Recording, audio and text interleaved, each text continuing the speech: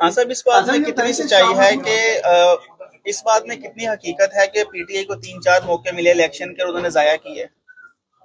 बिल्कुल इसमें कोई हकीकत नहीं। इस मुताबिक 14 मई को इलेक्शन नहीं दिया इन्होंने, तो फिर कौन से इन्होंने कह रहे हैं कि जी मौके मिले थे। पाकिस्तान के लिए तो सिर्फ एक ही रास्ता है, जो जिस तरह हम पॉलिटिकल और माशी तौर पे हम एक दलदल में फंस गए, सिर्फ रास्ता साफ और शफाफ इलेक्शन, बस। जब जिसे जो इससे हटेगा वो मुल्क के लिए मजीद और मुश्किलात पैदा कर। तहलील करने की समरी जो है वो जा चुकी है, तो आप समझते हैं कि आपका मुतालबा पूरा होने जा रहा है या निगरान सेटअप जो है वो कंटिन्यू करेगा? पंजाब और केपी के में 90 रोज में इलेक्शन नहीं हुआ, आपको लगता है पार्टी हुकूमत खत्म होगी तो इलेक्शन हो जाएगा 90 रोज में?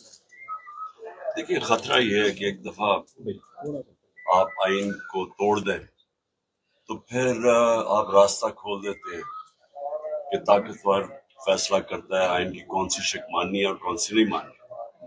तो ये खदशा है हमें, क्योंकि 14 मई को आइन के मुताबिक, सुप्रीम कोर्ट के मुताबिक इलेक्शन हो जाना चाहिए था पंजाब, लेकिन देखा किसी अभी ये जो केयर टेकर गवर्नमेंट्स हैं ये गैर आइनी है। इनका कोई आइन के अंदर कोई गुंजाइश है ही नहीं कि 90 दिन के बाद केयर टेकर गवर्नमेंट चले। अब इंतखाबात देख रहे हैं या नहीं देख रहे हैं? मैं समझता हूँ कि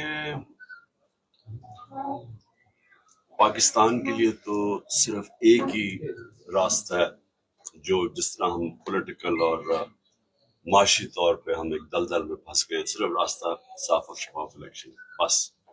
जब जिसे जो इससे हटेगा वो मुल्क के लिए मजीद और मुश्किलात पैदा कर। हाँ साहब, इस बात में कितनी सच्चाई है कि इस बात में कितनी हकीकत है कि पीटीआई को 3-4 मौके मिले इलेक्शन के और उन्होंने जाया किए? बिल्कुल इसमें कोई हकीकत नहीं, इसलिए कि 14 मई को तो इलेक्शन मिल गया था, तो पीटीआई को तो इलेक्शन मिल गया था, हमने अपनी गवर्नमेंट डिसॉल्व की थी, तो फिर क्या वजह थी कि इलेक्शन नहीं किया गया?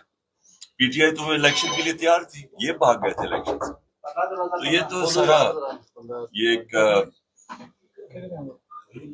धोखा था कि हम आपको इलेक्शन दे रहे हैं लेकिन इलेक्शन देना नहीं चाहते। खान साहब, अगर आइन के मुताबिक 14 मई को इलेक्शन नहीं दिया इन्होंने, तो फिर कौन से इन्होंने कह रहे हैं कि जी मौके मिले थे। खान साहब, आप किसको वज़ीर-ए-आज़म नामजद करते हैं? निगरान वज़ीर-ए-आज़म किसको नामजद करेंगे?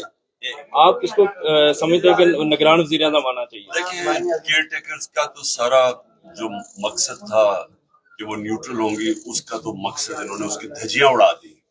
यानी कभी भी एक मुल्क की अखलाकियात इस तरह तबाह नहीं की गई जिस तरह का केयर टेकर लेके आए, कभी ऐसा नहीं हुआ। हारून रशीद साहब ने कहा है कि आपको शाम कुरैशी पे भी इतबार नहीं है, इस वजह से क्या है, आपको इतबार नहीं उनके ऊपर?